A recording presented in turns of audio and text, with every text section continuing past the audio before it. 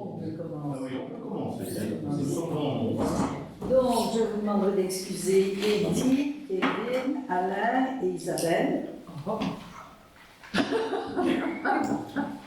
Eddy, Alain et Pierre. Ça, je ne savais pas. Un Pierre, une Pierre. Ah, il a dit, c'est d'accord. Ah, d'accord. Oui, j'allais dire, c'est parce que nous, on avait modifié la mission. Donc voilà, on savait déjà commencer ça.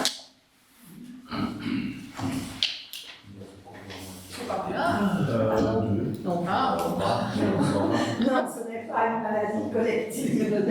Non, c'est pas une maladie collective. Il y a déjà beaucoup de gens. Oui, c'est vrai, il y a beaucoup qui pour le moment, ça fait été mal bien. Non, ils sont en bonne santé, il ne faut pas s'agacer. Ils sont plutôt en période divertissement. Eh bien, donc, le premier point concerne le procès verbal de la séance du 30 juin. Est-ce qu'il y a des remarques, des questions? Non. On peut passer à l'approbation, Paul? Oui. Colomb? Oui. Oui. C'est ça? Oui. Oui. Oui. À l'unanimité, merci. Le deuxième point concerne donc un appel à projet cœur de village. Donc un projet a été établi. On va vous donner un exemplaire. 1, 2, 3. 4. Tu veux bien. Vous voulez un exemplaire? Voilà, si vous voulez, vous allez avoir un exemplaire. Oui, je veux bien. Oui. Mais je viens te le donner. Je viens te le donner. C'est parce que c'est pour le public. Oui. Étant donné que j'en avais fait beaucoup de conseillers, Ah, on ne peut pas gaspiller, mais si ça peut profiter à quelqu'un. Donc, le projet, un appel à projet a été lancé et concerne les communes de moins de 12 000 habitants. Ce qui veut dire évidemment que nous sommes parfaitement concernés. Nous avons donc un peu réfléchi et nous avons à la limite ressorti un projet qui était dans la première CLDR. Il était prévu lors de la première CLDR d'aménager donc la place de Rosou et on n'a pas eu l'occasion de le faire étant donné l'ensemble des autres projets qui ont été réalisés. On pouvait évidemment le remettre, et c'était une intention, on pouvait le remettre dans la deuxième CLDR, mais ce qui veut dire que le temps que le PCDR soit approuvé, etc., ça allait faire quelques années. Alors on s'est dit que ce projet-là, réadapté évidemment, réactualisé, puisque le PCDR date quand même de 2008, donc on s'est dit qu'on pouvait peut-être reprendre ce projet-là qui était quand même avant tout une demande citoyenne, et le réadapter, le remettre au bout du jour, et en fonction déjà, en tenant compte déjà des avis qui ont été mis lors des consultations villageoises de la deuxième CLDR. Donc vous avez un petit résumé du projet qui a été établi. Donc vous avez d'abord évidemment la photo de la place existante, et il est prévu donc de démolir la maison de l'instituteur, c'était d'ailleurs déjà prévu, c'était déjà prévu précédemment, et d'y mettre des modules éco-responsables en matériaux locaux, ce qui permettrait évidemment de réaliser le projet beaucoup plus vite, parce que c'est un projet qui doit être réalisé dans les 5 ans. Donc en mettant des modules, ce sera quand même beaucoup plus facile, et ça correspond mieux aussi aux attentes de ce projet, parce qu'on demande donc justement d'utiliser des matériaux durables, locaux et modulables. Donc ça entre tout à fait dans les critères. Alors sur le site, il y aurait évidemment un espace de rencontre via les modules, je reviendrai après. Il y aurait une plaine de jeu avec 3 aires en fonction des âges. Il y aurait un terrain de pétanque et un petit module de skatepark, qui est une demande des jeunes de Berlot qui est ressortie lors des consultations villageoises. Et en même temps, on pourrait valoriser donc, le patrimoine culturel, entre autres par la chanterie de coq, qui est quand même, qui fait partie de notre folklore local. Il n'y a plus beaucoup de villages qui ont encore une chanterie de coq. Donc pour le moment, ils sont installés là-bas. Si on démolit évidemment le bâtiment, il serait prévu de pouvoir les héberger dans la salle, dans la petite salle que l'on aurait, qu'on pourrait organiser là-bas. Donc au niveau des critères, sur la page suivante, vous avez les critères de la région wallonne. Et donc il y avait une cohérence avec le cadre bâti, l'identité urbanistique, les matériaux locaux. Donc c'est tout à fait respecté, puisque le lien avec les autres bâtiments locaux, la crèche, la berle, la flexibilité, c'est-à-dire les bâtiments à toit plat, et à l'extension de la crèche qui est à toit plat et la berle. Alors, donc, j'ai bien dit par des sociétés locales, puisqu'on prend des matériaux locaux, bois des Ardennes, paille de l'Esveille. L'espace polyvalent est adaptable. Donc ce serait du mobilier urbain déplaçable, avec des zones bien délimitées. Donc il y a une grande surface, cette place offre une grande surface, étant donné qu'il y a encore tout l'espace des garages qui seront évidemment démolis, mais qui fait partie du bien communal aussi. Donc l'espace et la superficie de cette place est quand même très grande. Donc les différents espaces sont dédiés à plusieurs fonctions. Les potelets qu'on y mettra pour délimiter les zones seront des potelets déplaçables, comme ça si un jour on veut mettre un chapiteau ou utiliser un autre aménagement, on va déplacer les potelets. Au niveau sécurité, au niveau de l'éclairage, du contrôle social et des aires de jeu sécurisées, un RCPMR se serait rencontré, puisqu'il y a déjà un éclairage public qui est présent. Il y a un contrôle social naturel puisqu'on est entouré de maisons d'habitation et la plaine de jeu bien sûr serait aux normes avec des panneaux informatiques et il y aurait donc une accessibilité PMR. Au niveau de la propriété des lieux, bien sûr, la propreté des lieux pardon, il y a accès aux machines, il y a des poubelles qui vont être prévues, ce sera des poubelles à tri sélectif, donc il y aura 3 compartiments. Les bulles à verre qui sont présentes sur le site actuellement seraient enfouies pour que ce soit quand même un peu plus joli, plus esthétique.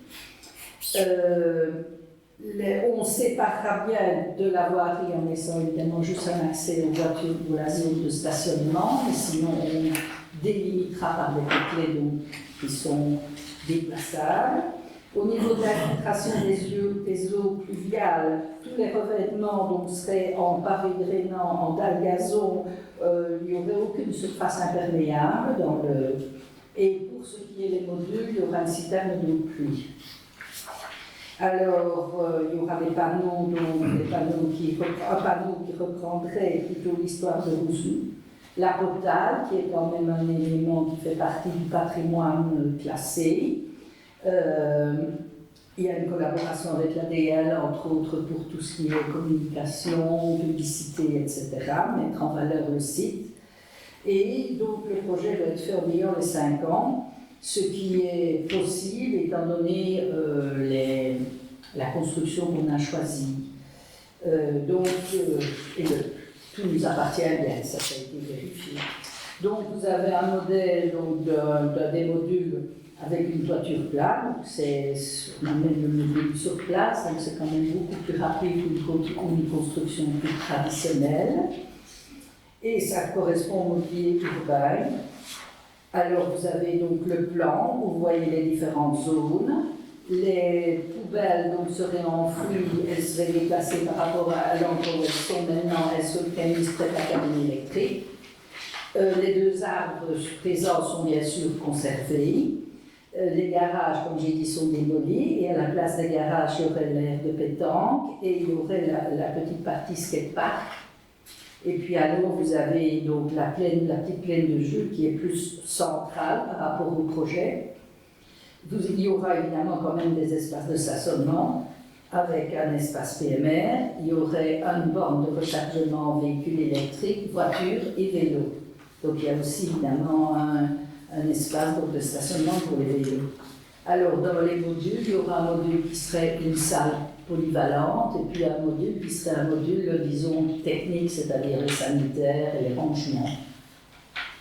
Donc voilà en gros le projet qui a été réfléchi par l'administration et tout plus spécialement par notre nouveau coordinateur de projet qui a directement été mis dans le bain pour nous préparer ça. Donc le délai est très court.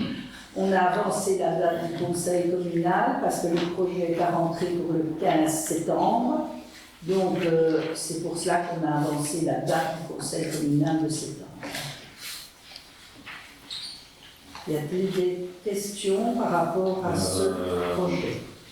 Oui, j'ai une petite question, mais au préalable, je pense qu'on peut y adhérer à l'aménagement de la place. Je pense que le groupe PS, déjà mes prédécesseurs étaient pour à l'époque. C'est un projet qui remonte très loin. On est heureux de voir qu'il y a un peu de changement. Je voulais vous demander la surface du bâtiment, la surface sol de ce module-là, il fait plus ou moins combien? Parce que On l'a pas ici, mais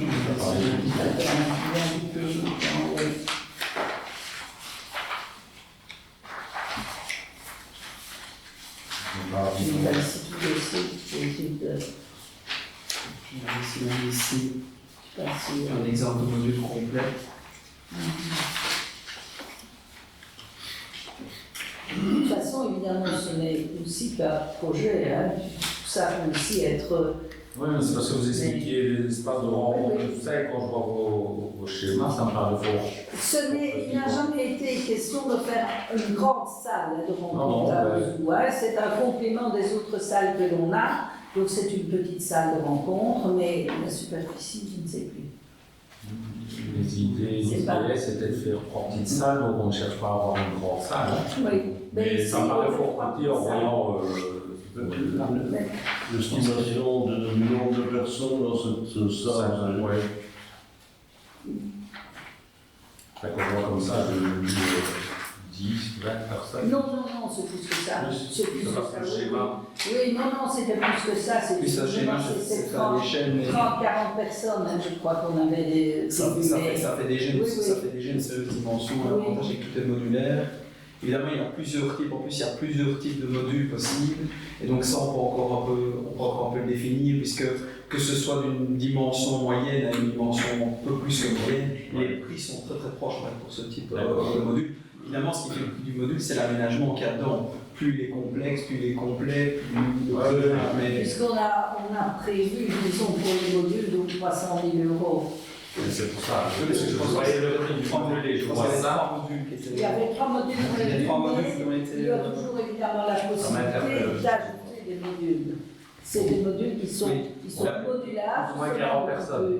Mais si mes souvenirs sont bons, mais à vérifier. Hein. Je dirais combien sur une trentaine, sur une quarantaine, Je sais qu'il y a une trentaine. Une trentaine de personnes?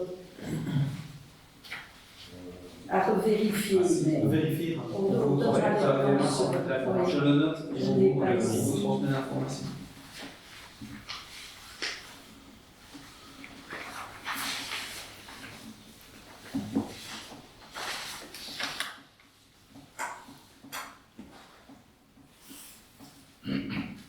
Oui. Donc, au nom du groupe Écolo, on se félicite que le collège mobilise la subvention Cœur de Village. Nous l'avions rappelé, ma collègue Isabelle, samedi, lors de la dernière séance du conseil. Donc, c'est très bien. Juste une chose, c'est le souhait que les habitants puissent être consultés. Parce que, à ma connaissance, tout ça est mal du dessus. Je pense qu'il faudrait au moins consulter les habitants de Rozoul, les Ils riverains. ont été consultés via des consultations régulières de l'ODR et ça est sorti justement un aménagement de la place à est ressorti. Donc, l'ODR de l'époque, elle remonte. Non, mais l'ODR de maintenant, la nouvelle, Oui, c'est oui, mais l'ODR. le plan tel qu'il est là, tel que vous nous l'avez présenté, moi je pense que ce serait bien que le collège le présente à la population et que les habitants puissent formuler, le cas échéant, des remarques par rapport à cela et demander éventuellement qu'on modifie une chose ou l'autre. c'est quand même pour eux. Donc, je pense que ce serait quand même quelque chose de positif aussi, un signal de participation citoyenne. Mais au demeurant, je me félicite que le collège mobilise cette subvention cœur de village et je ne peux qu'encourager de fonctionner de la sorte à l'avenir. Merci de m'avoir écouté. Merci.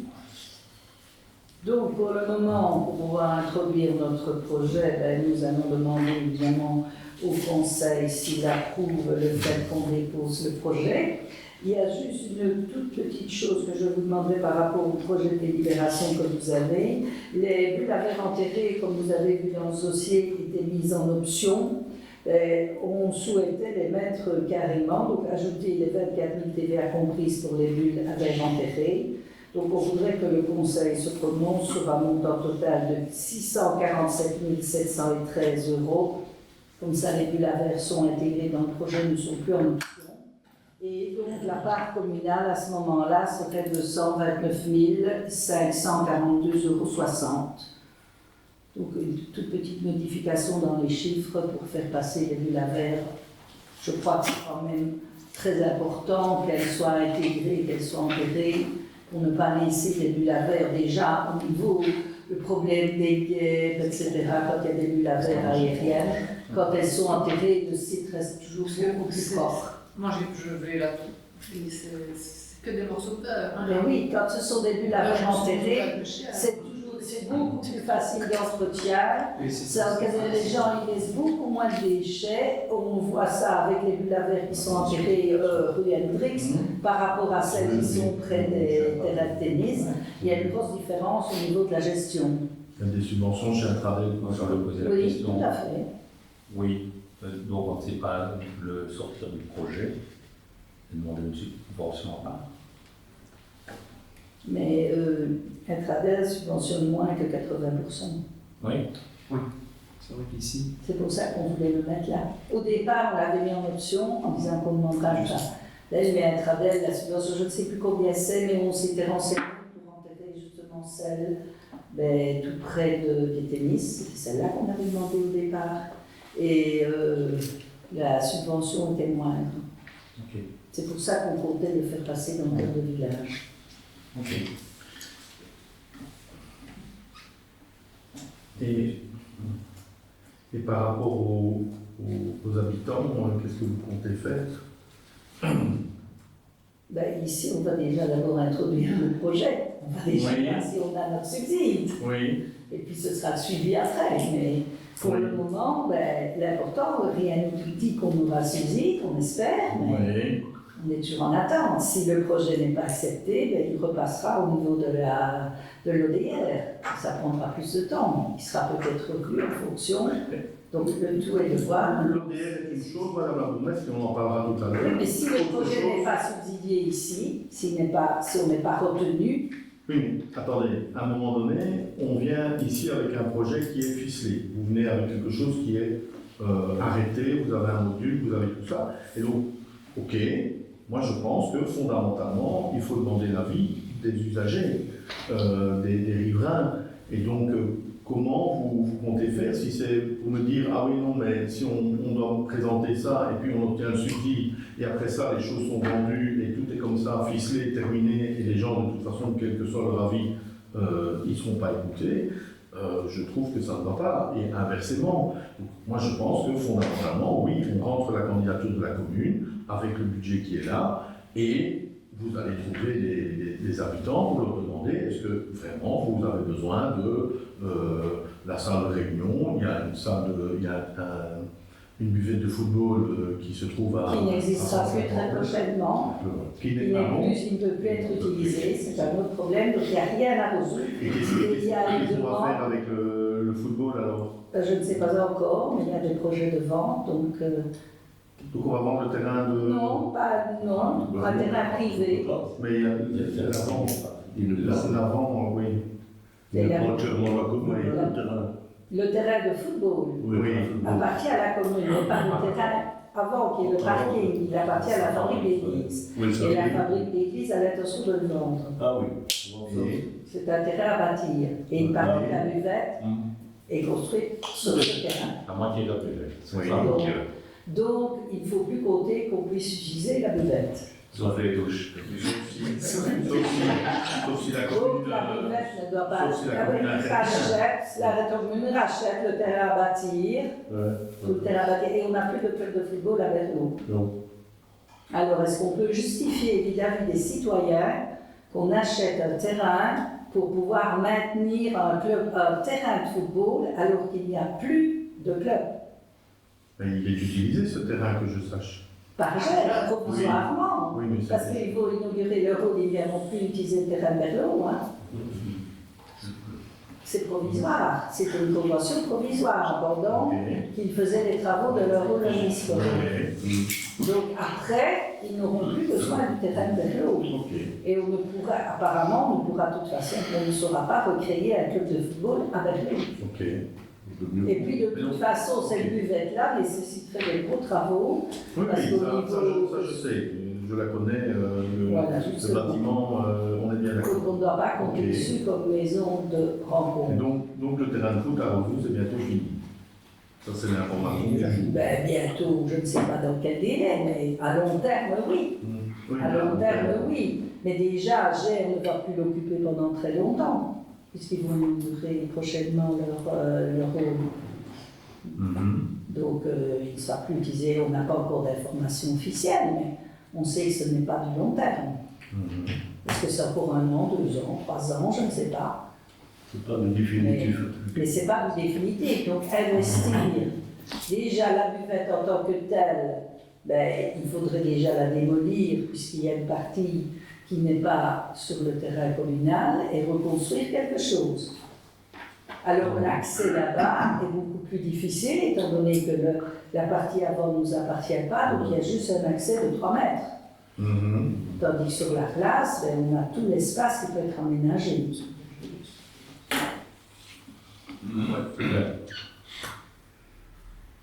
Donc, de toute façon, ici, pour le moment, ben, voilà, c'est introduit-on l'appel à projet, répond-on à l'appel à projet avec le projet qui vous est présenté. Pour les montants estimés, ce n'est qu'un projet qui, évidemment, pourrait être adapté au cours par la suite. C'est un premier projet. Donc voilà, aujourd'hui, on se prononce. Ce qui peut être adapté Bien sûr, en fonction de ce que les gens mais vont. tout projet peut toujours être Ok. adapté. Et le collège s'engage à aller rencontrer les habitants et leur présenter le projet, et le cas échéant, en Il y a fonction de. déjà eu des rencontres avec les citoyens. Madame la Pour leur bourgmestre, demander. non. Le skatepark, c'est une demande des citoyens. C'est pour répondre à des demandes de citoyens. Non, C'est des demandes citoyennes. oui, mais les demandes des citoyens ne sont pas précises pour avoir des choses comme ça. Les demandes des citoyens, elles sont plus génériques. Non, Madame la bourgmestre, de 1 et de 2, je pense aussi qu'il faut pouvoir consulter les citoyens en leur présentant les choses telles qu'elles sont concrètement envisagées. Et alors, les gens pourront se prononcer en connaissance de cause. Parce que les citoyens se prononcent sur des grands principes. On voudrait par exemple une piste cyclable entre Berlot et Warem. Mais après, en quoi elle consistera concrètement, ça, c'est à voir. C'est le collège qui propose. Et donc je pense qu'ici, la même chose. Ce serait bien que le collège présente le projet et, le cas échéant, l'amende en fonction de ce que les citoyens vont demander, voire même mieux. Regardez ce qui s'est fait à Warem ici dernièrement. Ils ont fait 3 propositions et ils ont demandé aux habitants de se prononcer et de voter, et les citoyens se sont prononcés et ils ont choisi un projet. Au moins, ça suscite l'adhésion et les gens sont impliqués dans le processus. Et je pense que ça c'est important. Vu les délais impartis pour introduire des appels à projets, on ne sait pas faire des consultations. Les délais sont très courts, comme la plupart des appels à projets. Alors, si on a les moyens de faire des projets sur fonds propres, bien sûr qu'on peut faire des consultations avec les citoyens tant qu'on veut, on a le temps. Mais ici, on est limité par justement le temps pour introduire le projet. Madame la On n'a bourgmestre, pas le choix. Madame la bourgmestre, quand vous avez un appel à projet, on vous demande de vous positionner par rapport à ce projet avec un projet. On ne vous Mais demande pas voilà, de c'est ce venir qu'on avec. fait pour le moment.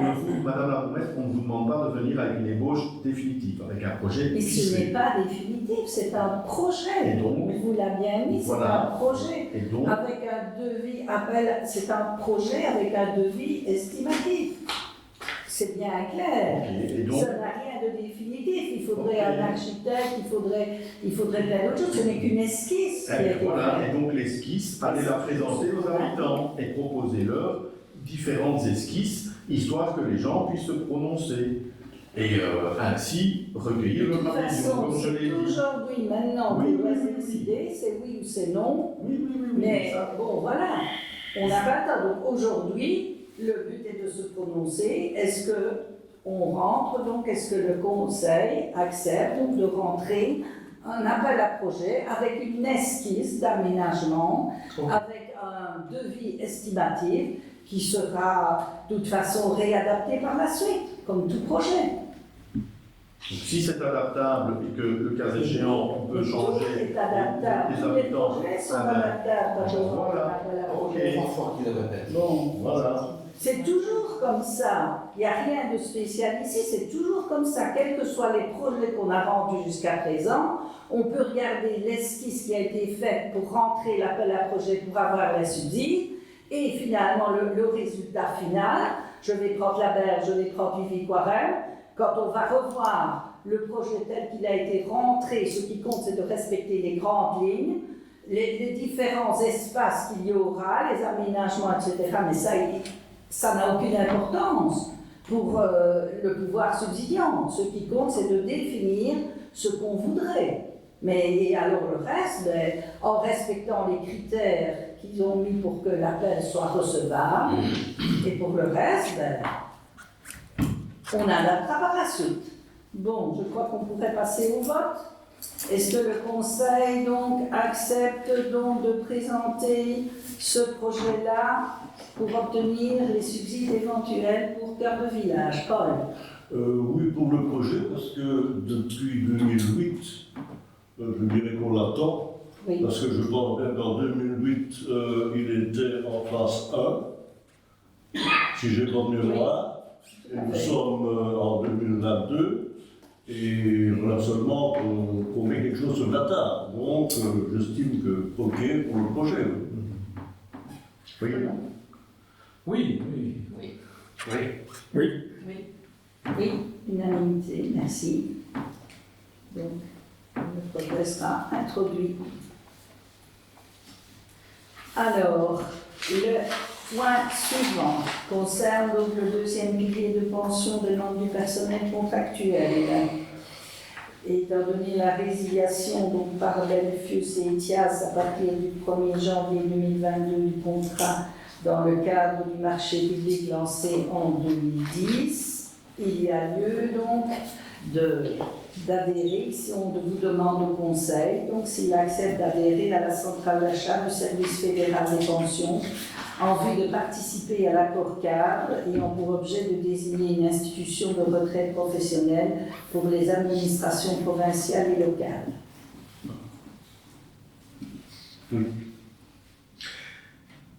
Oui. Donc, je vais, au nom du groupe écolo, je vais voter pour, mais j'attire l'attention sur le fait que ceci est à nouveau mettre un doigt dans l'engrenage de la contractualisation de la fonction publique locale, avec tout ce que ça implique derrière comme problématique, et à Berlon on les connaît. Si le législateur jadis a instauré le statut, c'est justement pour protéger les travailleurs par rapport aux élus et à d'éventuelles pressions que ceci pourrait faire sur les travailleurs.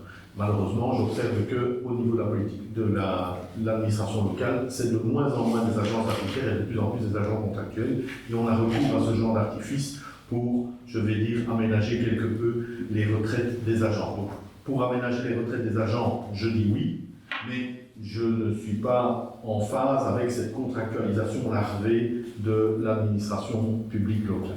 Voilà. Donc pour le vote, Pour le vote, c'est oui.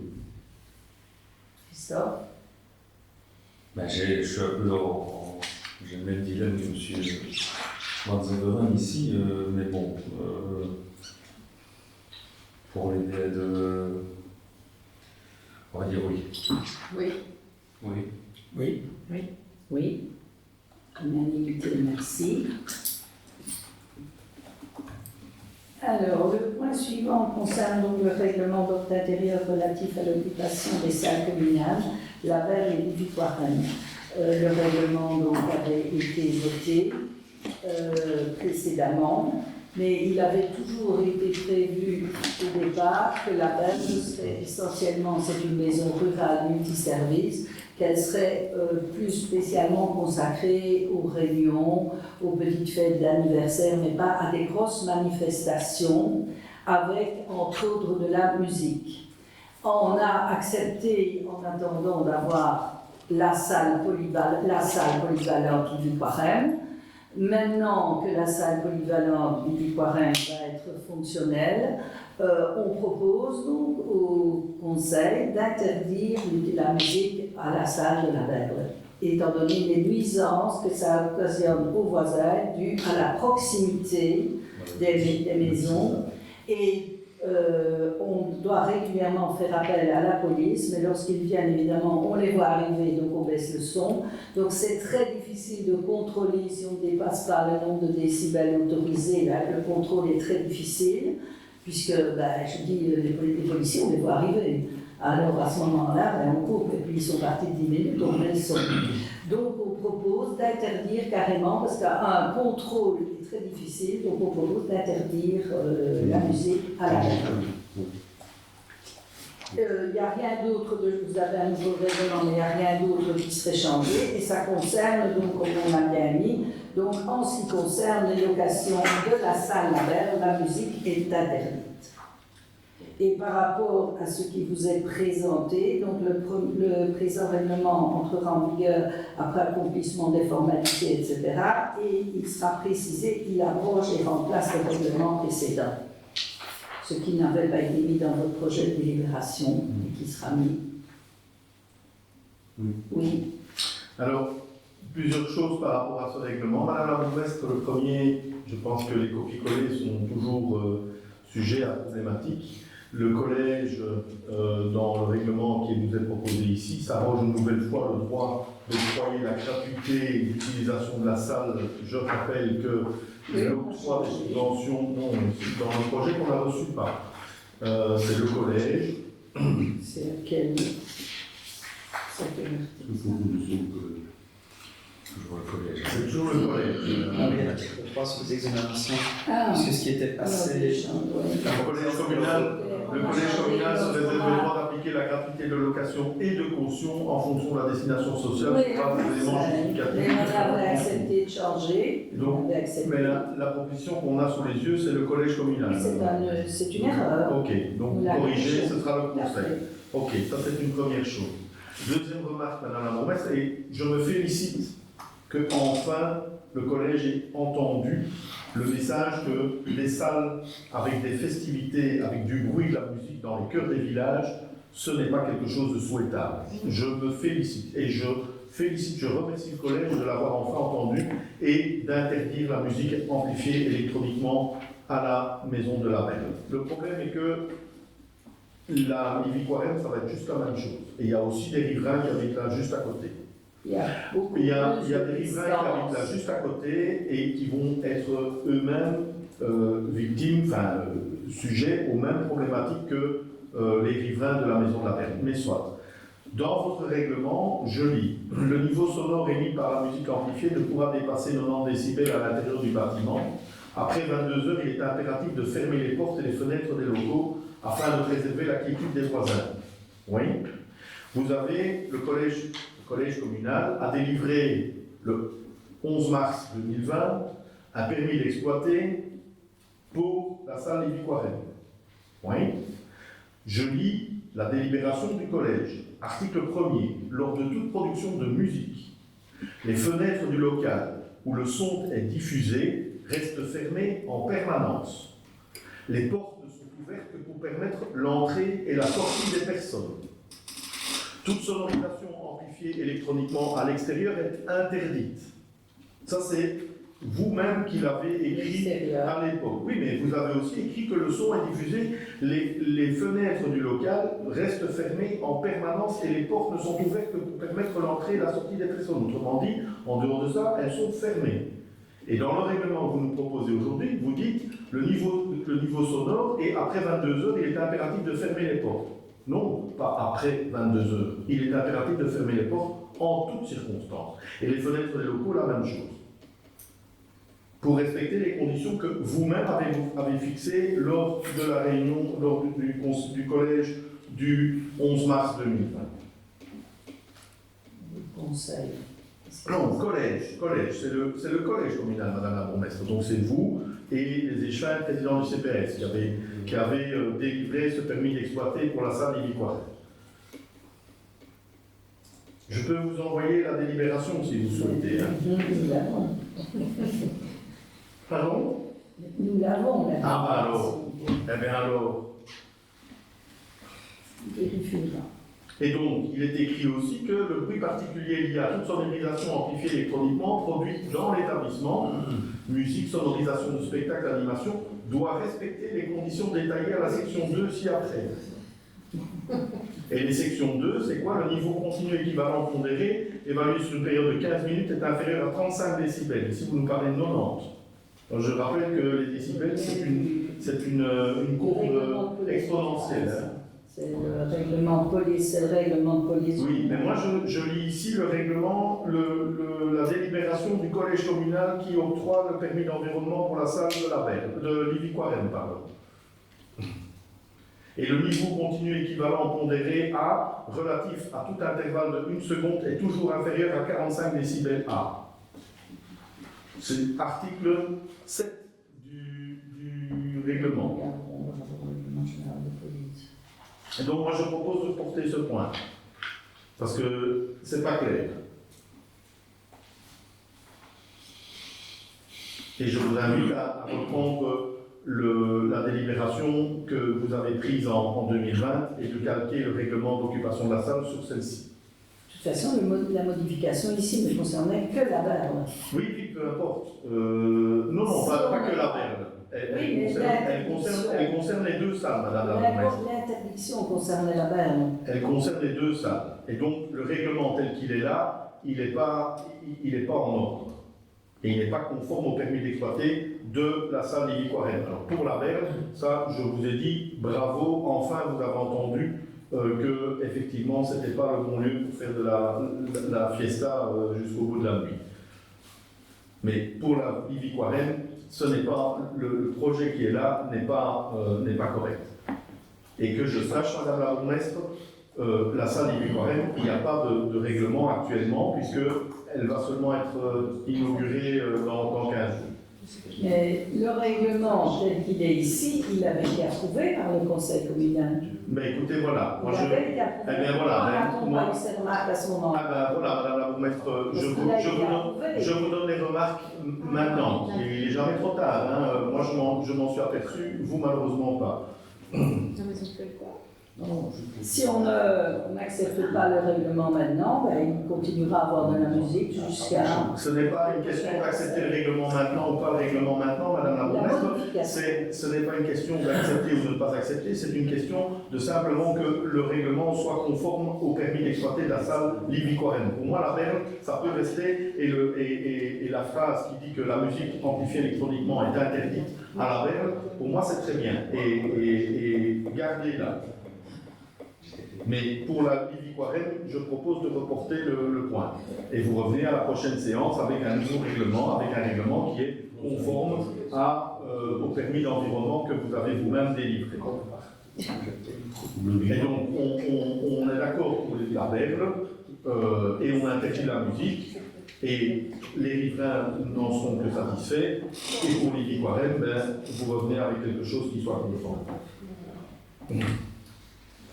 Est-ce qu'on peut voter aujourd'hui dans la partie concernant la berle? Ça change On ne fait pas, je crois pas, parce que c'est un règlement général C'est un pour les deux salles. Donc, c'est un règlement général. C'est un règlement général pour les deux On ne salles. peut pas. Est-ce qu'on peut porter? Ce serait une bonne chose, je pense. Bon.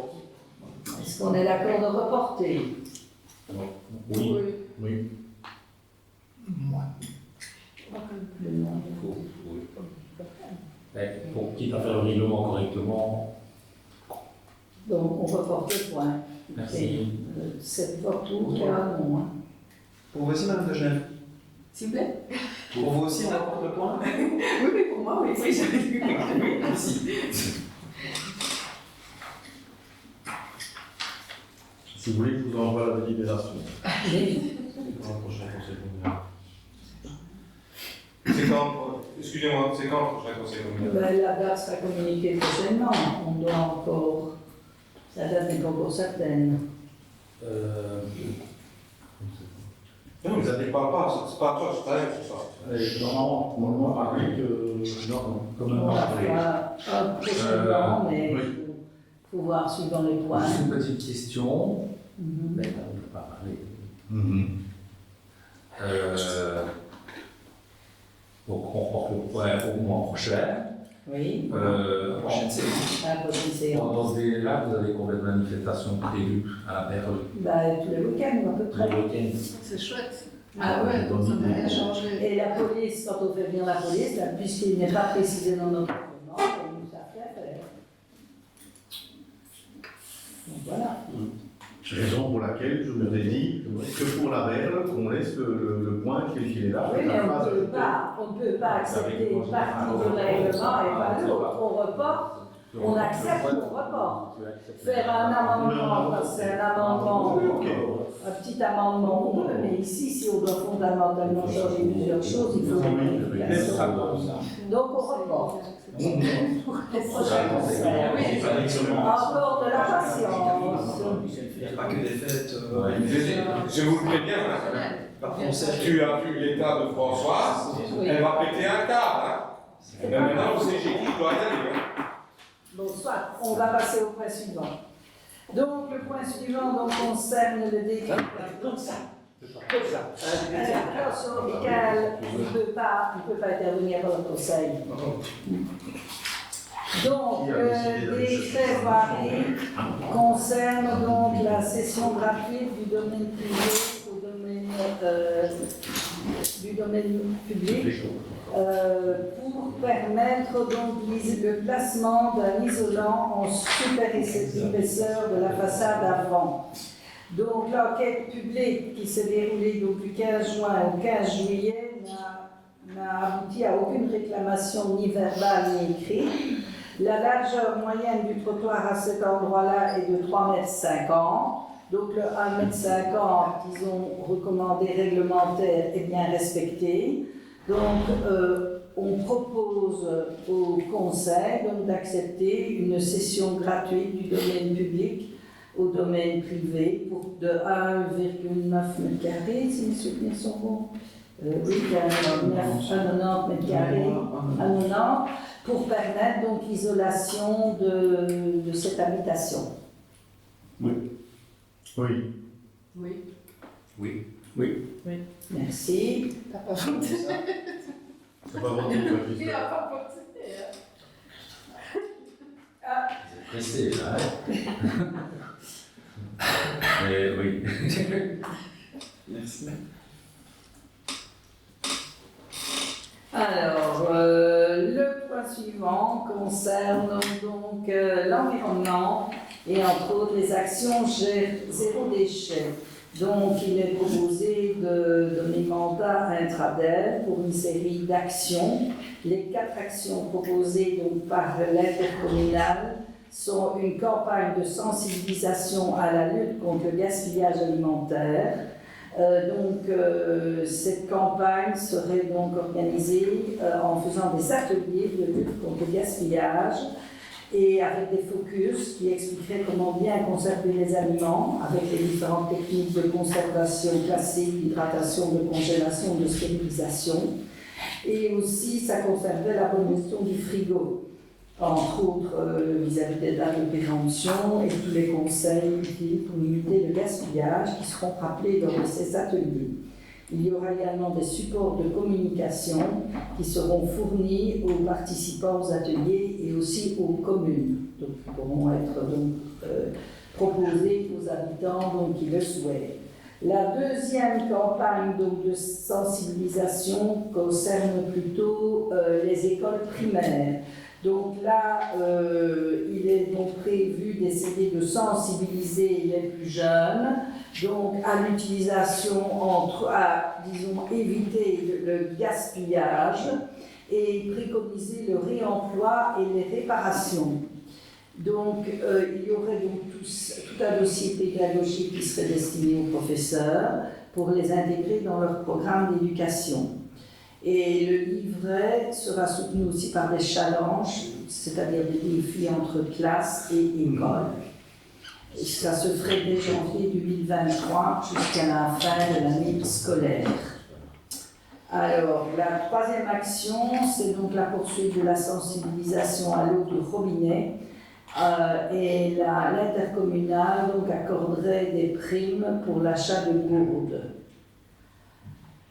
La campagne suivante, donc, ça concerne plutôt la salle de bain, donc sensibiliser à l'utilisation donc de réutilisables plutôt que de jetables à tous les niveaux, donc faire connaître les différents produits qui pourraient être utilisés pour remplacer les produits qui sont jetables. Et donc, voilà, donc on propose donc, de mandater l'intercommunal Intradel pour mener ces actions. Ces 4 actions. Paul? Oui. Roland? Mais j'ai sous les yeux ici un article publié en juillet dernier d'un quotidien local, et donc Berlot se place péniblement 42e sur 72 des communes d'Intradel, avec une augmentation de 5% du volume des déchets, que je pense que...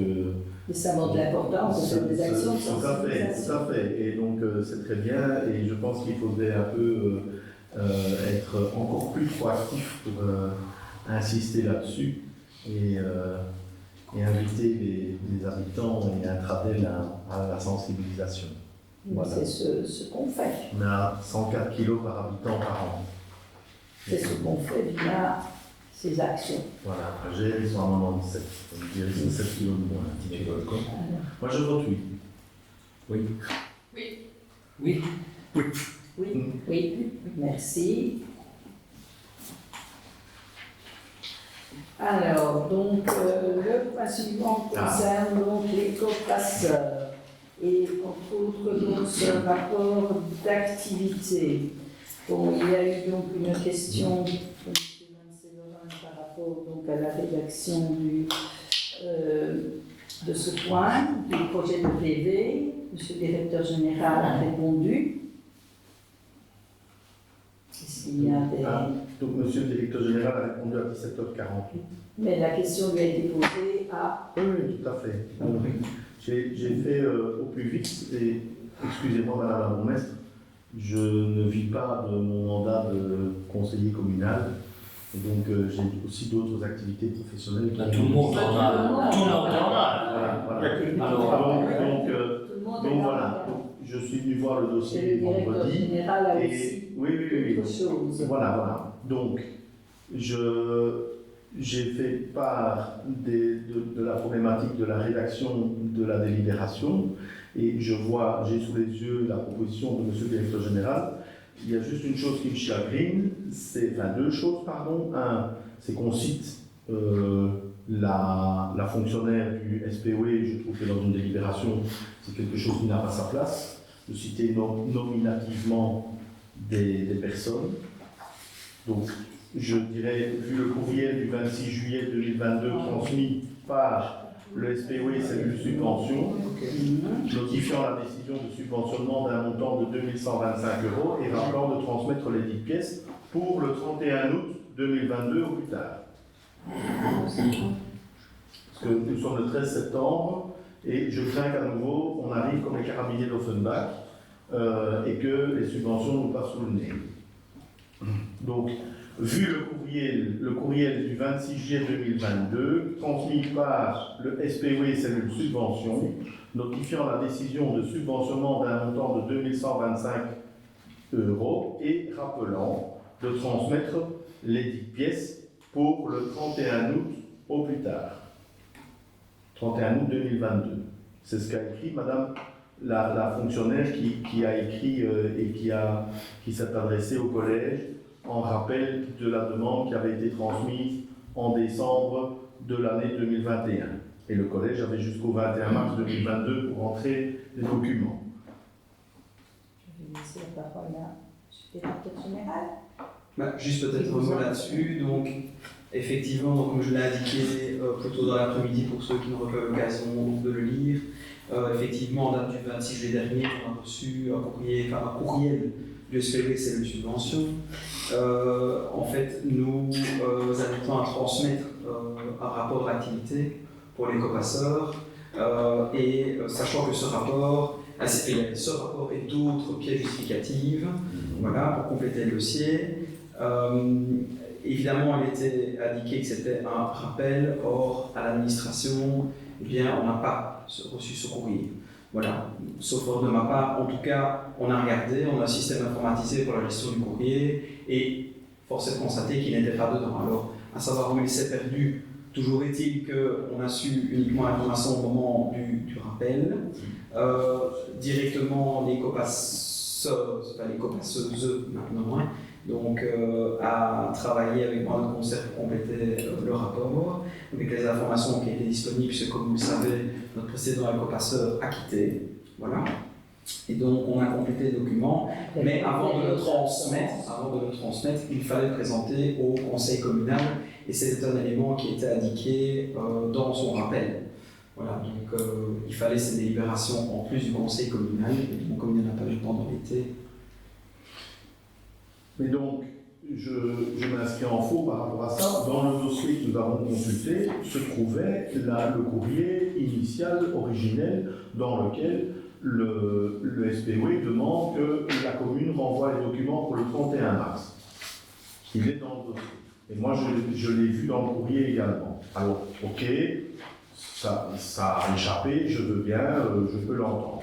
Mais je pense aussi que le courriel du 26 juillet 2022, je vous l'ai fait suivre, vous l'avez tous reçu dans vos boîtes mail, que dit la fonctionnaire du SPW.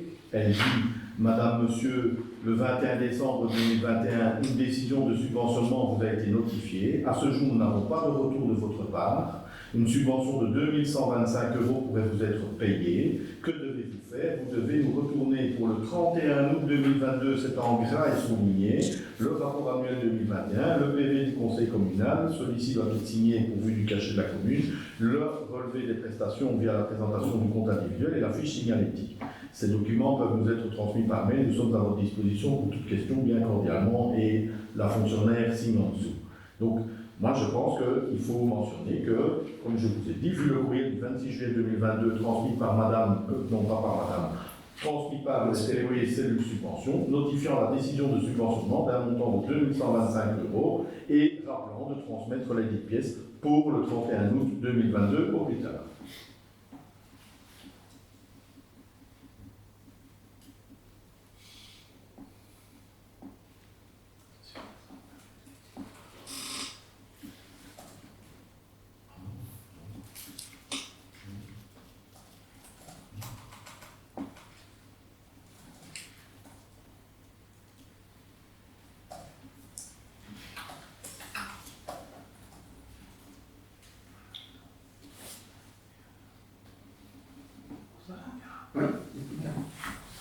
Voilà. Donc maintenant, nous demandons donc au Conseil d'approuver le rapport d'activité qui a été réalisé par notre professeur.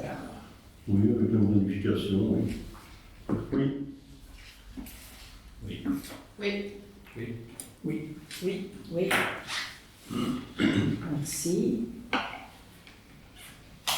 Le point suivant concerne donc la fabrique d'église Saint-Maurice-Saint-Laurent, les modifications budgétaires. Donc la modification budgétaire numéro 1 donc, a été approuvée par le Conseil de la fabrique d'église le 11 juillet 2022, est parvenue au collège le 12 juillet, et le chef diocésain a donc approuvé cette modification le 12 juillet. Le délai de tutelle du conseil communal étant de 40 jours, étant donné qu'il n'y a pas eu donc de conseil communal pendant les mois de juillet et de août, le délai est dépassé. La balance générale est en équilibre, donc on vous demande de ratifier cette modification budgétaire. Puisque c'est en équilibre. Abstention. Oui. Oui. Alors, le budget 2023, donc pour la même fabrique d'église. Donc, le budget donc, a été réceptionné en date du 27 juillet. Et donc, le chef diocésain, le 28 juillet, a approuvé donc, le budget. Il y a quelques petites modifications qui ont été dressées par le diocèse, donc vous les avez sous les yeux, ce sont des modifications très minimes, 150 € au lieu de 135, 30 au lieu de 0 et 135 au lieu de 150. Donc c'est simplement une modification donc, de poste.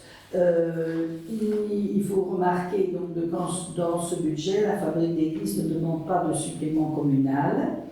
Et donc son budget est en équilibre. Donc on demande donc, au conseil d'approuver ce budget, pour lequel il n'y a pas de relance. Abstention. Oui. Merci. Et on est toujours dans les cultes. Maintenant, donc, c'est la modification budgétaire numéro 1 de la fabrique d'église Saint-Lambert. Même chose que pour la fabrique d'église Saint-Maurice. Donc, le délai de tutelle donc, est également dépassé, étant donné l'absence de conseil pendant les 2 mois de juillet et août. Là aussi, donc, c'est un budget, c'est en équilibre. Alors, on vous demande de ratifier cette décision. Donc je m'abstiens. Oui. Oui. Et puis, on est toujours dans les cultes. Et ici, il s'agit donc du budget 2023 de la fabrique d'église Saint-Lambert. Alors, donc, c'est un budget qui était également à l'équilibre, mais qui demande donc un supplément communal de 3 600 €. Il faut remarquer que c'est une baisse par rapport au dernier supplément demandé, qui au niveau des comptes 2021 était de 4 400 €. Donc maintenant, donc, pour avoir l'équilibre, donc un supplément communal de 3 600 €. Ils ont de travaux, il y a quelque chose. C'est par rapport aux prêts qu'ils ont pour les réparations, entre autres de la toiture, de la mise en conformité électrique de l'église, et il y avait encore un autre truc, c'est par rapport donc, il y avait ça, il y avait la toiture, il y avait la mise en conformité, le dernier c'était la mise en conformité électrique, et aussi au niveau de la cuve à mazout. La cuve à mazout, ils ont dû refaire une rétention au niveau de la cuve à mazout suite à un contrôle pompier. Donc c'est par rapport à ça. Ok. Ça va? Oui. Roland, abstention. Oui. D'habitude. Oui, abstention. Abstention, oui. Pas le oui, abstention. Pas le oui habituel. Non, moi c'est abstention. Oui. Toi, Christophe? Oui. Oui. Donc c'est tous pour sauf une abstention. Oui, c'est ça. Comme pour. Et culte, c'est toujours abstention. Alors, le point suivant concerne une motion relative aux impacts financiers liés à la gestion, à la traçabilité et à l'assainissement des terres. Dans le cadre de tous les projets de rénovation urbaine, de développement rural ou lors des chantiers de voirie ou d'impétrants, toutes les communes sont confrontées à des mouvements de terre sous la forme de déblais et de remblais qu'il y a lieu de prendre en charge en respectant la législation. Depuis l'entrée en vigueur des nouveaux textes de loi, plusieurs chantiers communaux relatifs à la pose de pompes d'eau, de réfection de voirie, de raccordement, de pose de filets d'eau sont concernés par cette nouvelle législation. Et financièrement, donc, ça nous fait un gros coût supplémentaire. Donc, on désire mettre en exergue donc, que ces montants supplémentaires ont pour conséquence des réalisations de réflexion de voirie moins importantes. L'argent qui devrait être consacré à ça, évidemment, ne pourra pas être utilisé pour autre chose. C'est un problème évidemment que tu rencontres dans toutes les communes. C'est pas seulement à Berlioz, c'est pour ça que c'est d'ailleurs une notion. Donc cette situation sera généralisée sur l'ensemble de tout le territoire wallon, ayant une étendue, et c'est encore plus spécifiquement dans les petites communes comme nous, où on a donc une étendue géographique importante par rapport au nombre d'habitants. Ça a un impact évidemment plus important dans les petites communes, surtout les communes rurales, étant donné la relation entre l'étendue du territoire et le nombre d'habitants. C'est pour ça donc une enquête a été menée par l'Union des villes et des communes wallonnes qui s'est clôturée le 15 juillet 2022. Et donc on demande donc c'est une augmentation abusive du coût des chantiers qui sont, étant donné ces mouvements de terre. Donc les pouvoirs locaux n'ont en plus aucun contrôle sur l'assurance que ce sont bien les terres reprises sur leurs chantiers qui sont testés. C'est pourquoi donc on sollicite du gouvernement wallon pour la prise en compte des difficultés financières qu'engendre la mise en application des obligations légales liées à l'assainissement des terres excavées et la nécessaire diminution du nombre de chantiers qui pourront être réalisés sur les années à venir. Donc on sollicite du gouvernement wallon une révision à la hausse des enveloppes budgétaires affectées notamment dans le cadre du Fonds régional d'investissement communal, afin que les coûts supplémentaires liés à l'assainissement des terres puissent être complètement pris en charge par la région. Donc on sollicite, c'est une motion, donc on sollicite du gouvernement une meilleure prise en charge financière donc, pour nos plans d'investissement. Oui. Mais donc, je pense que le décret sol en tant que tel est une bonne chose, parce qu'il y a eu des abus, il y a eu des mouvements de terre avec des terres qui étaient polluées et on ne les prenait pas en considération, et puis après on se retrouvait soit avec des suppléments de prix, soit avec des assainissements de sol à gauche et à droite. Maintenant, j'entends le surcoût que ça représente et je partage l'inquiétude du collège et certainement quand on voit, et on va en parler tout à l'heure, le montant de la subvention pour le plan triennal, le plan d'investissement communal 2022-2024. C'est sûr que ça grève les budgets, mais je pense aussi que l'article 2, dans lequel on écrit que les coûts supplémentaires liés à l'assainissement des terres excavées puissent être complètement en charge de la région, je pense aussi qu'à un moment donné, il faut responsabiliser les pouvoirs locaux, les acteurs locaux, parce que sinon, on fait tout et n'importe quoi dans les communes et on renvoie la facture à la région. Donc, moi, ça c'est quelque chose qui me chagrine un peu. Donc, je suis d'accord pour dire qu'il faut que la région subventionne davantage en tenant compte des surcoûts liés à la mise en œuvre du décret sol, mais après ça, l'application concrète doit rester sous la responsabilité de la commune, de façon à ce que les communes ne fassent pas tout et n'importe quoi, et que ça soit finalement la région qui paye la facture à la sortie. Donc voilà, moi, raison pour laquelle, si cet article 2 n'est pas amendé dans ce sens, ou en tout cas qu'on ajoute quelque chose en écrivant que c'est toujours bien en responsabilisant les communes, je m'abstiendrai. De toute façon, ici, c'est une motion qui est posée par l'Union des villes et des communes de Wallonie pour l'ensemble des communes de Wallonie. Donc nous allons les voter tel qu'il est prévu là. Ça concerne, ce n'est pas typiquement avec le. Oui. On passe au vote. Oui. Prenons. Moi, je m'abstiens. Abstention. Abstention. Oui. Oui. Oui. Et oui.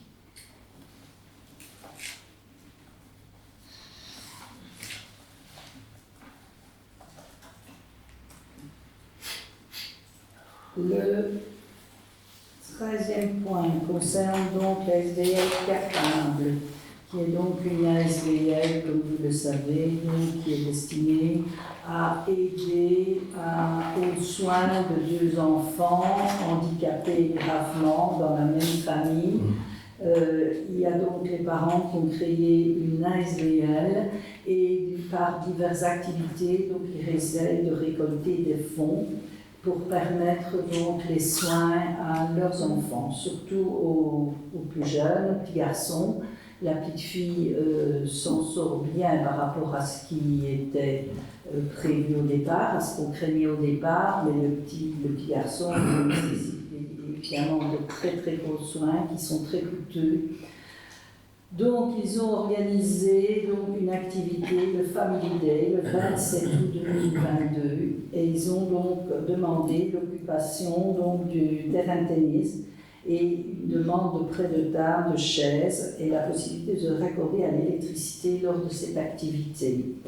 Le collège communal donc, désire soutenir ces initiatives locales.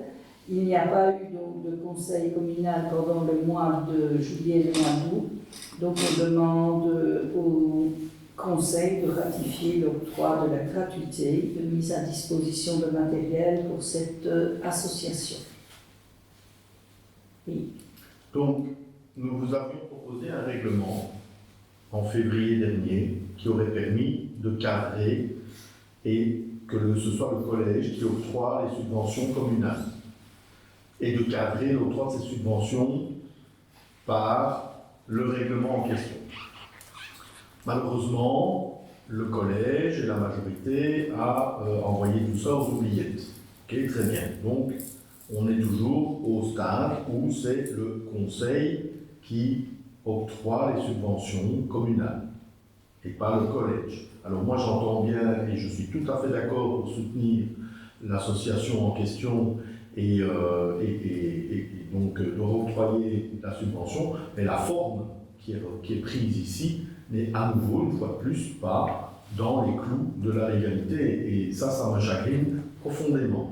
Alors moi j'invite le collège à changer son fusil d'épaule par rapport à ça, à adopter enfin les règlements qui s'imposent, de façon à ce qu'à l'avenir, il puisse réagir de manière beaucoup plus rapide lorsqu'il reçoit encore des demandes d'associations qui peuvent être soutenues. Et comme je l'ai dit, moi à titre personnel, je suis tout à fait d'accord avec ça, mais de le faire conformément à la loi et pas à la cow-boy, si vous me permettez l'expression.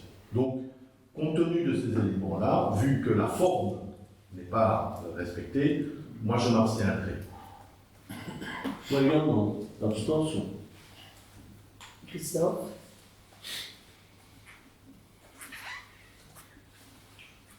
Pour. Pour. Oui. Oui. Oui. Oui.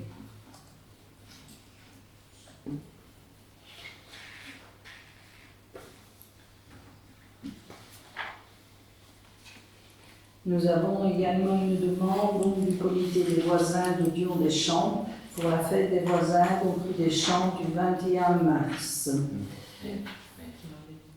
Mais, oui, pardon, oui, c'est mais oui, j'ai mal lu.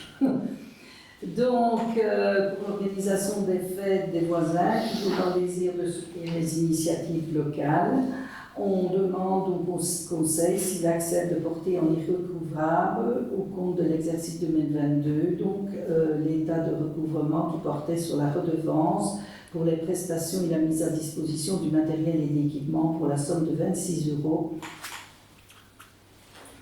Si on accepte de le mettre en irrécouvrable. J'ai une petite question. Oui.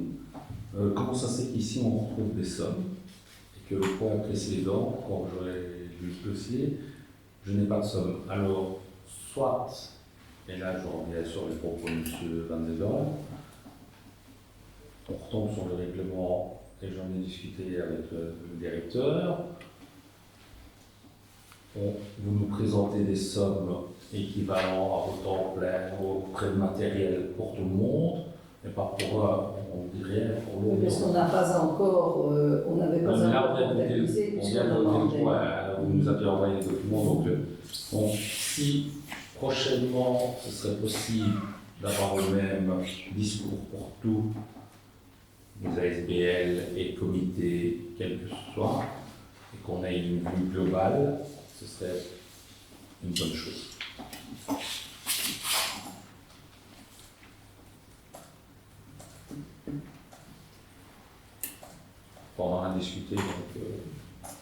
que nous apprendra.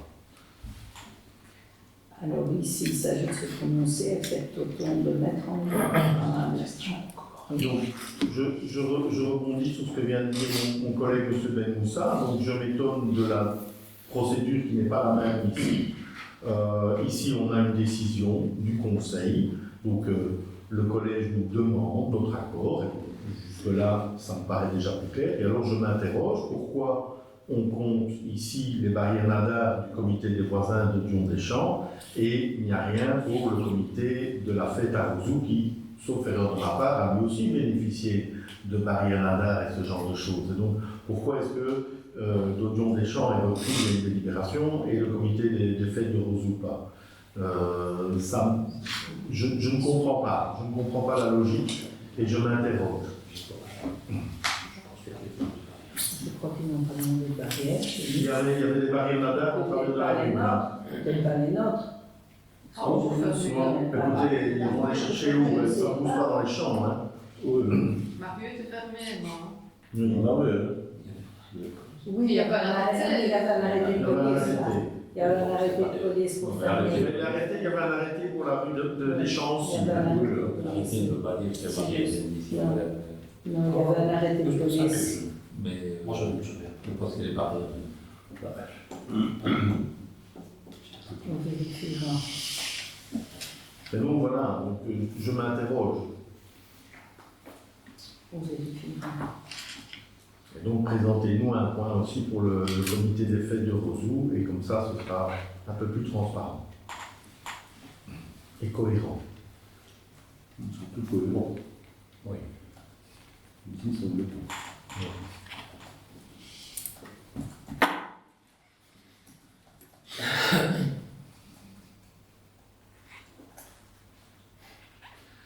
En ce qui concerne donc la fête des voisins, quel est le porte?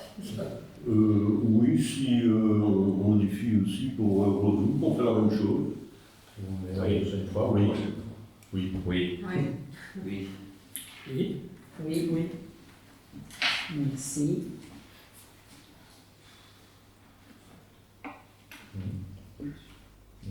Alors, le point suivant donc, est un point supplémentaire du groupe écolo par rapport à l'éclairage public. Donc, je vais résumer, je ne vais pas vous lire toute la note de synthèse et toute la proposition de délibération, ce serait trop long. Mais en 2 mots, l'éclairage public tout au long de la nuit représente un gaspillage énergétique considérable et avec l'explosion des coûts de l'électricité, ça devient un fardeau pour les finances communales. Et même si on a remplacé les ampoules par des LED, et quand bien même on réduit la consommation, je pense aussi qu'à un moment donné, il faut être cohérent et exemplaire quand on demande à la population de faire des efforts. La commune se doit de montrer l'exemple et d'en faire elle aussi. Et je viens de découvrir ici aujourd'hui, pas plus tard qu'aujourd'hui, alors c'est pas dans la note de synthèse, mais que la Commission européenne souhaiterait imposer des économies d'électricité de 10 à 15%. Donc ce n'est quand même pas rien. Donc, je pense qu'on doit pouvoir, au niveau de la commune, donner un signal aussi par rapport à la population. Donc, il y a également le ministre des Pouvoirs locaux qui a édité une circulaire ici tout dernièrement le 3 septembre et il dit, je cite le ministre des Pouvoirs locaux qui rappelle que la circulaire budgétaire 2023 du 19 juillet 2022, je cite, incite particulièrement les pouvoirs locaux au niveau de leurs frais de fonctionnement à réduire leurs dépenses en matière d'énergie. Les pouvoirs locaux peuvent et doivent se montrer exemplaires, c'est ce que je viens de dire, en maîtrisant plus encore leur consommation de gaz et d'électricité. C'est pourquoi nous faisons appel à votre sens des responsabilités et vous invitons à tout mettre en œuvre pour contribuer à l'effort collectif d'une consommation énergétique responsable. Donc ça c'est fin de citation. Donc ça c'est un premier point. Deuxième chose, c'est que la commune de Berlot en 2021 a consacré 34 484 € et 73 centimes très exactement pour l'éclairage public. Alors je ne dis pas que l'éclairage public n'est pas nécessaire, mais on peut se poser la question de savoir s'il est bien nécessaire d'éclairer les rues à 2 ou à 3 heures du matin. Donc, ceci étant dit, je pense aussi que, par ailleurs, le SPOE, enfin je ne pense pas, le SPOE a effectué une analyse des différents points lumineux au niveau de la commune, au niveau de toutes les communes, dans le cadre du plan POLEC, politique locale d'énergie-climat. Et le SPOE a identifié et cartographié toute une série de points lumineux qui sont jugés superflus et nuisibles, notamment pour la biodiversité. Par exemple, toute la série de points lumineux qui prolonge la rue d'Odion lorsqu'on quitte l'agglomération de Berlot. C'est un exemple. Un deuxième exemple, ce sont tous les points lumineux qui se trouvent le long de la voirie lorsqu'on part de la pépinière de Berlot et qu'on va vers le hameau de Crénuic. Et tout ça est éclairé, tout ça est jugé inutile par le SPOE et je pense que le SPOE a raison de le dire. Et donc nous proposons différentes mesures. Donc, la première, c'est de charger le collège communal d'éteindre l'éclairage public durant une partie de la nuit, afin de réduire le gaspillage énergétique et la pollution lumineuse qui a des effets négatifs, tant environnementaux que sanitaires. Oui, parce qu'il y a des études qui ont aussi démontré que la lumière des LED, particulièrement, est nuisible au niveau c'est une lumière bleue. En fait. Et donc, ça perturbe les cycles du sommeil. L'article 2.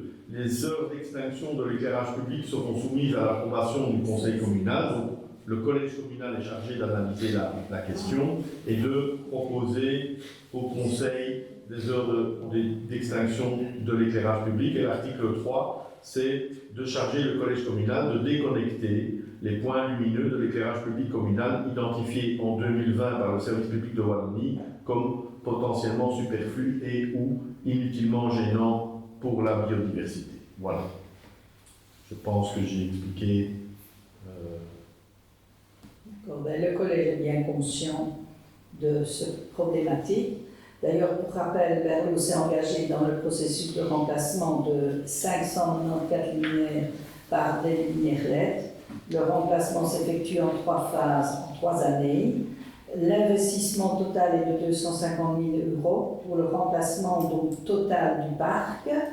L'audit énergétique réalisé en 2017 prévoit un retour sur investissement en 11 ans pour cet investissement. Donc en 2020, 144 luminaires ont été remplacés. En 2021, 323. Donc la majorité de nos luminaires a déjà été remplacée et le reste le sera en 2023. Cette année, il n'y a pas de remplacement.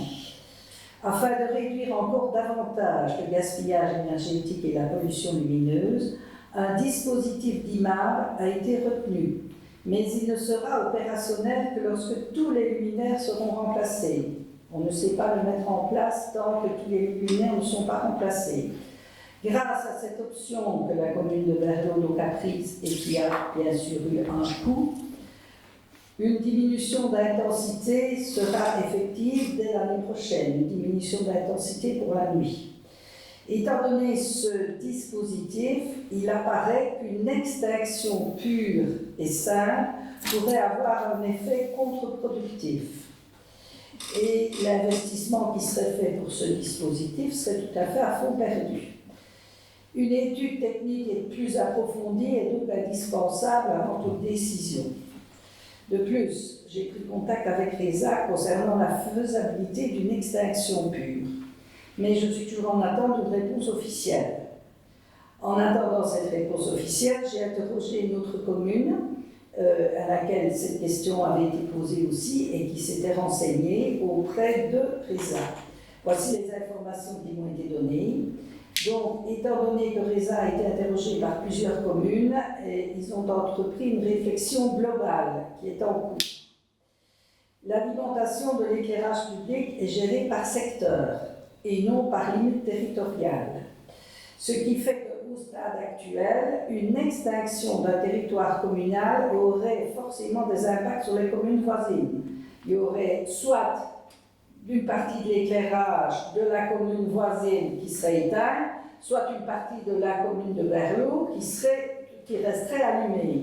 Donc, tant qu'à présent, ça paraît très difficile, sans avoir une réflexion globale par rapport à un ensemble de communes et par rapport justement à ce dispositif d'imam. Donc, je rappelle que toutes les communes ne se sont pas équipées. La Rélo a été assez, dans les premières, à s'en équiper. Donc, en attendant une réponse officielle de RESA et en attendant le résultat de leur étude de faisabilité, il me semble prématuré de voter le point tel qu'il est présenté. De plus, il semble aussi fondamental de tenir compte du sentiment d'insécurité qu'une extinction totale engendrerait auprès de la population. Il suffit de se rendre compte, en étant ici à la commune, le personnel communal pourrait très facilement en témoigner, que chaque fois qu'il y a des luminaires qui sont défectueux, nous recevons un tas énorme de plaintes car les citoyens craignent les accidents et les vols. Donc je proposerais de modifier le projet de délibération plutôt qu'en disant d'éteindre l'éclairage, en chargeant le collège d'approfondir la réflexion et de revenir vers le Conseil avec les résultats d'une étude technique et les résultats de RESA. Un vote actuel, une extinction actuelle me semble tout à fait impossible. Est-ce qu'on est d'accord de Et mettre... par rapport aux points lumineux qui, eux, sont Mais tant qu'à présent, c'est pas possible non plus. superflus. C'est pas possible non plus tant qu'à présent. Pour les mêmes raisons, parce qu'ils travaillent par secteur. Oui.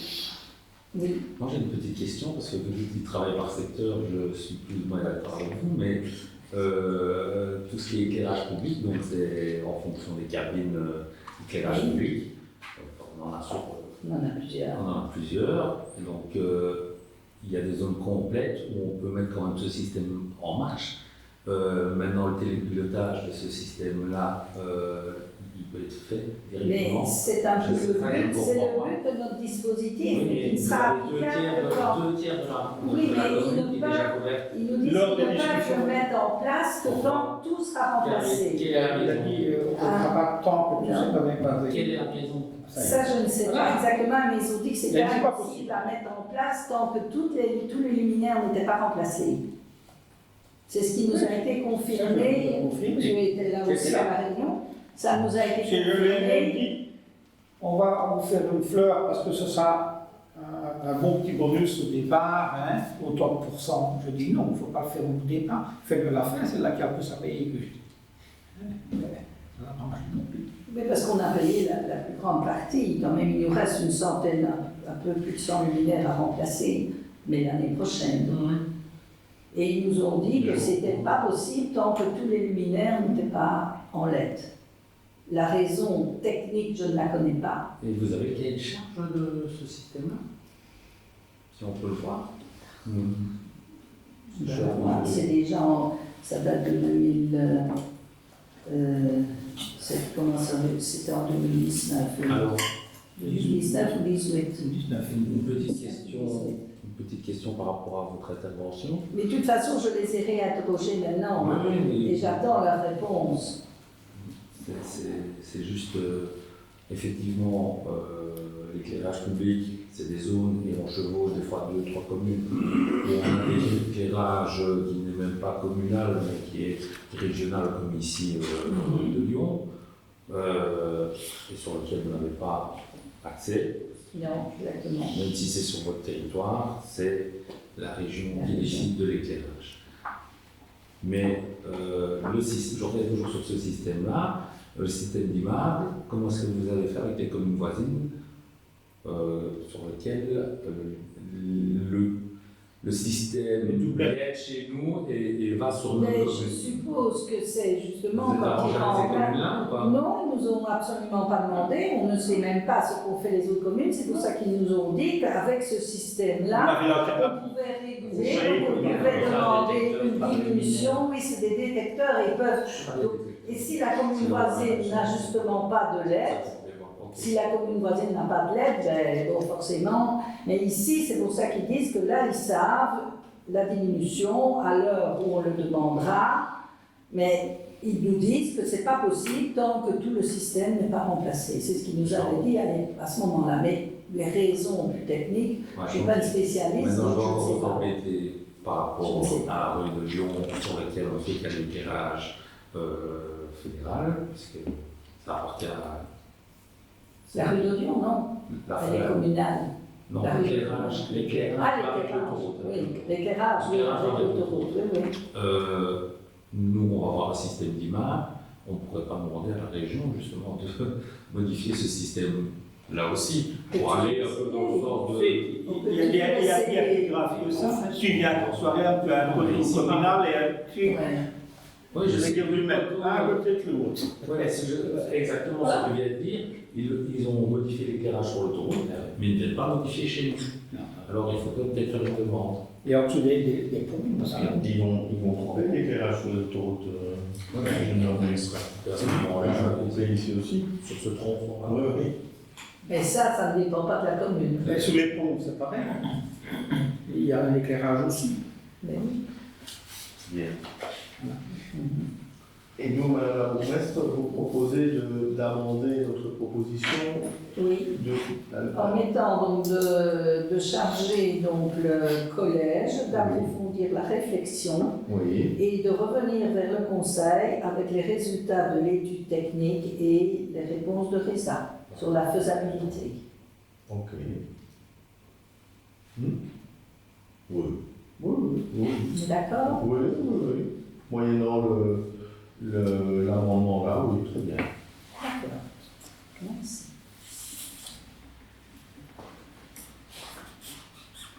Ok.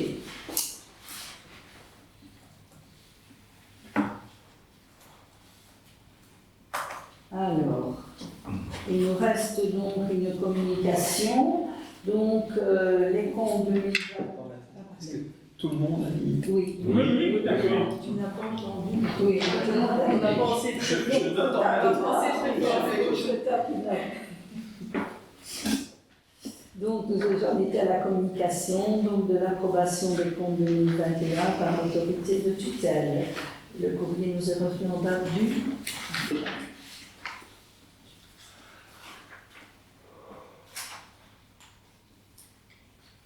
Il y avait déjà pas mal. À la fin. Donc à la fin de 5 septembre. Ouais. Là. Donc, c'est tout frais. Mm. Eh bien, ça termine les points donc, qui étaient à l'ordre du jour de ce conseil. Oui.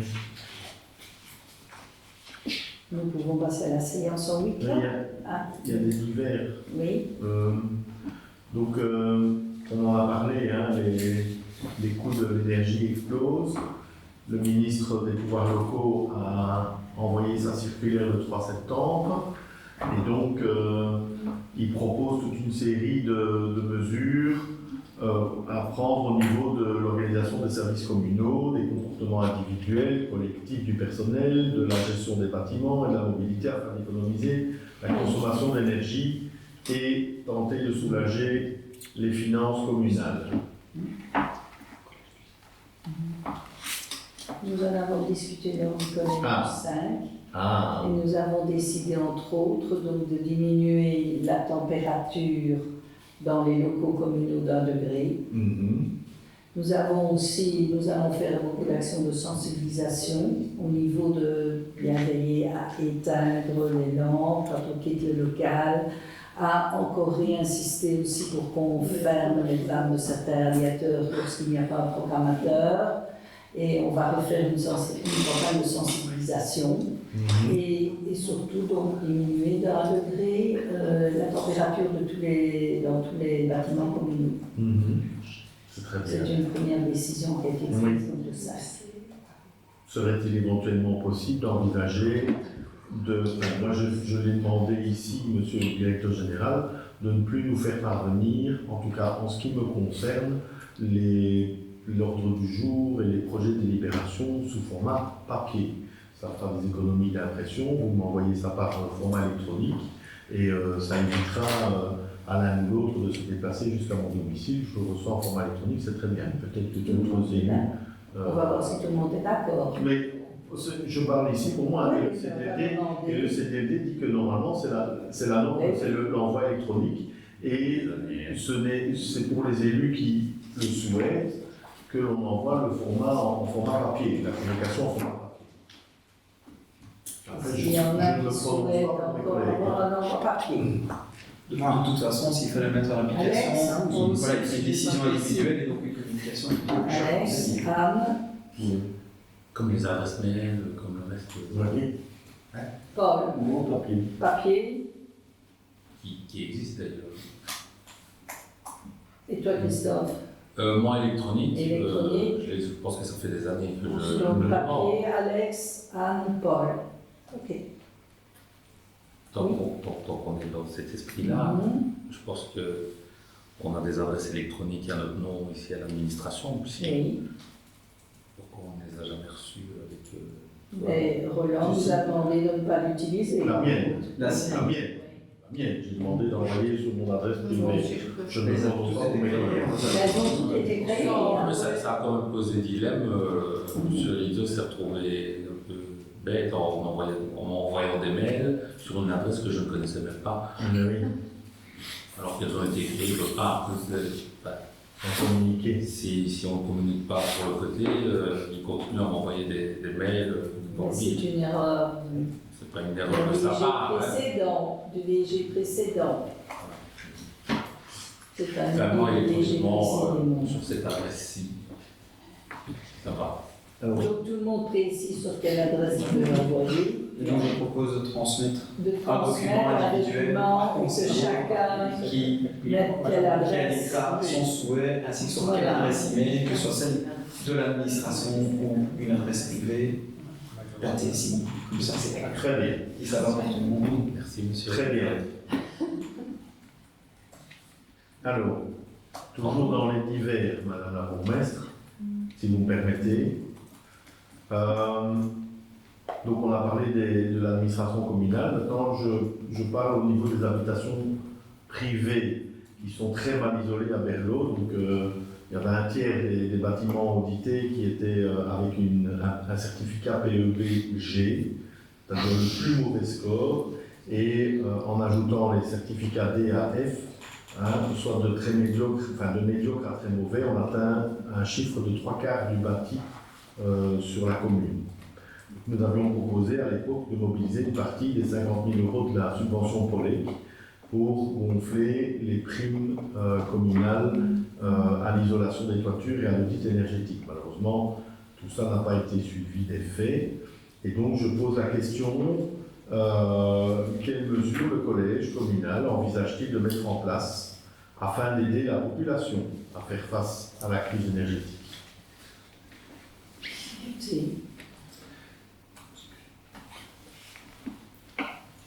Alors, troisième question, toujours par rapport à cette thématique. Il y a un appel à projet UREBA exceptionnel 2022 qui a été lancé par la Wallonie fin juillet. Alors, on est d'accord, les délais sont relativement courts, on arrive en pleine période estivale, on est bien d'accord.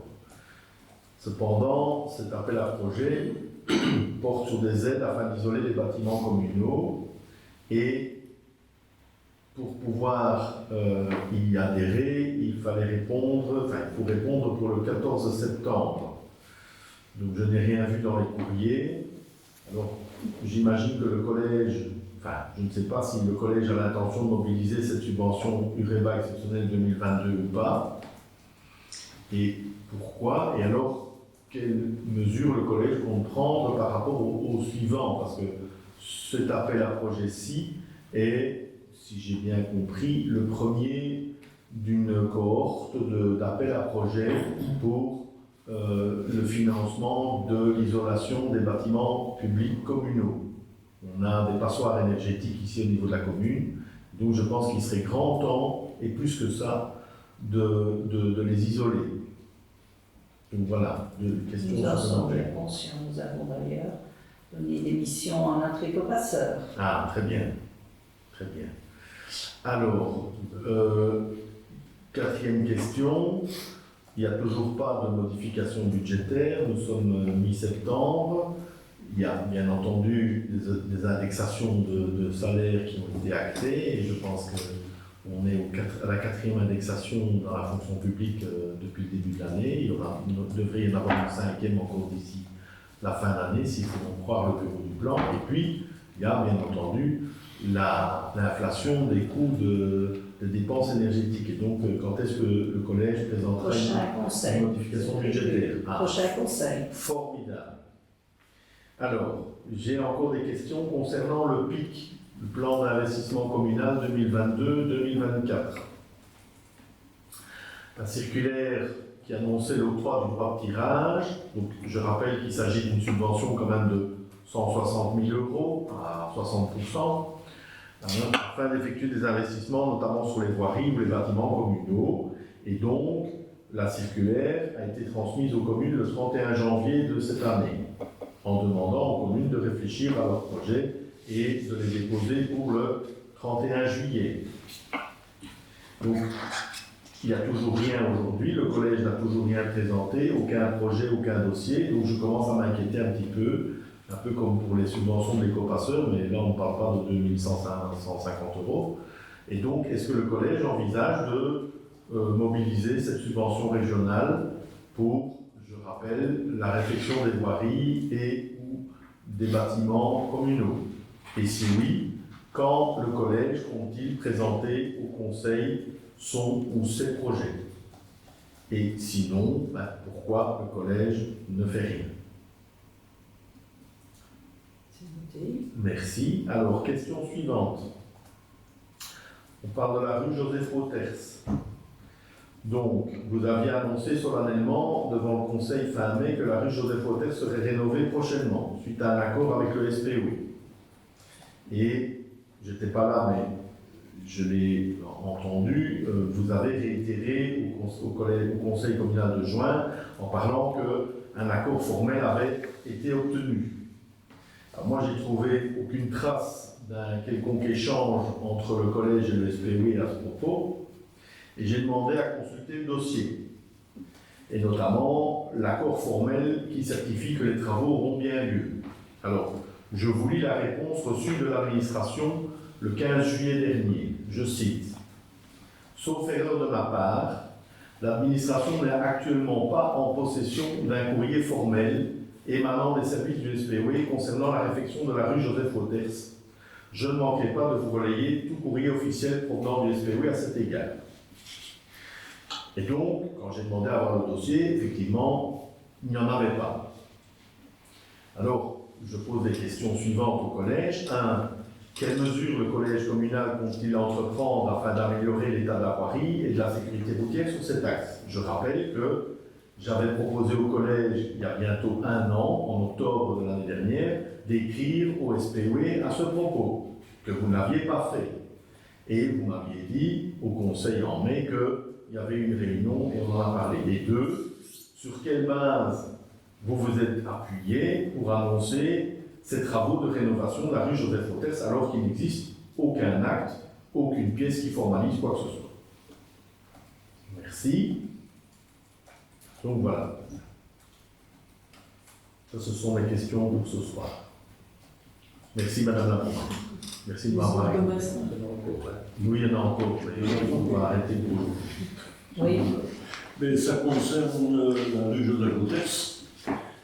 Ça fait pas mal de temps qu'on tergiverse avec cette rue, avec l'excès de vitesse, etc. Et au dernier conseil communal, un citoyen est venu se plaindre et votre réponse ne m'a pas convaincu et ne m'a pas trop bien plu non plus.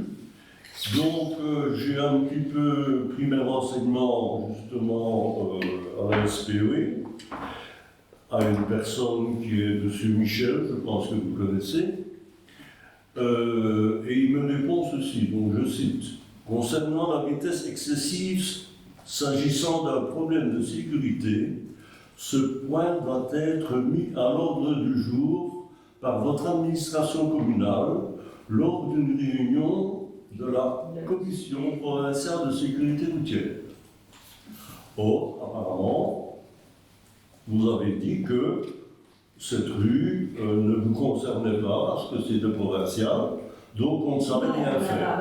On a parlé d'aménagement Mais les contrôles de vitesse, on demande régulièrement, il y a régulièrement des contrôles de vitesse via radar, mais qui ne détectent pas et beaucoup d'excès de vitesse justement. Mais ça, il y a des contrôles réguliers, ça c'est à la commune de demander un contrôle de vitesse sur la voirie. Oui, mais Et on le fait ça. on ne parle pas nécessairement, monsieur Michel ne parle pas nécessairement de contrôle de vitesse. Il dit qu'il est possible, après contrôle bien entendu de la SPV, si c'est faisable ou pas, il est possible d'adapter quelque chose. Mais en Alors, fonction par exemple, des chicane, etc. résultats, apparemment en fonction des résultats des contrôles de vitesse. Oui, mais c'est quelque C'est chose. ça le problème, c'est que les contrôles de vitesse qui sont chaque fois effectués ne détectent pas beaucoup d'excès de vitesse. Oui, mais en fait, le problème, c'est que si vous ne faites pas la demande, il est bien stipulé ici, moi je le cite, si l'administration communale ne fait pas la demande, il est clair qu'on n'aura jamais de résultat, soit négatif, soit positif, on ne l'aura pas. Donc, la meilleure chose, on a une réunion, je crois, une fois par mois, donc je pense que ce serait peut-être bien d'introduire une demande concernant la rue Joseph-Otès. Et je pense qu'à ce moment-là, on aura éventuellement, je dis soit négatif ou soit positif, je n'en sais rien, ça suit dans leur contrôle, mais ça peut se faire. Donc ça, c'est une chose qui, à mon avis, on devrait le faire, ça ne peut pas grand-chose, donc à mon avis, on devrait le faire. C'est noté. Alors, concernant la rue Joseph-Otès et la rue Baudouin, avec les fameuses flaques d'eau qui sont toujours, quand il pleut très fort, les eaux descendent de la rue des Hêtres et viennent au carrefour, là aussi, ils vont veiller ils vont prendre ça en main et voir s'il est possible de faire quelque chose concernant les avantoirs, etc. Ils ont dans leur programme d'action d'aménager ce carrefour-là cette année. Oui. C'est dans leur programme. Oui. C'est dans leur programme de faire l'aménagement du carrefour cette année et de réparer. Il y a une traversée de voirie un peu plus loin dans la rue et propose d'aller jusqu'à cette traversée de voirie-là qui occasionne beaucoup de bruit et de Ça, cette année, le mais début ils de l'année ont prochaine. promis de le faire cette année. Oui, mais bon, voilà. C'est dans leur programme. Oui, c'est dans le programme, mais vous savez que le programme, des fois, ça est modifié pour une raison ou une autre. Enfin voilà, donc la première chose, surtout, c'est concernant la vitesse, parce que fut un temps, je ne sais pas si vous vous souvenez, mais il y avait relativement souvent une voiture radar qui venait de l'ORM qui se mettait rue Joseph-Otès, et le policier disait toujours que c'était sa meilleure journée. Oui, mais c'est plus le cas maintenant. Ah, mais c'est plus le cas non. c'est plus le passage. Enfin voilà, ça c'est Pas quelque chose que je voulais signaler parce que qu'on ne dise pas oui parce que c'est provincial, on ne sait rien faire. Si il est possible de faire quelque chose. On n'a pas dit qu'on ne savait rien faire.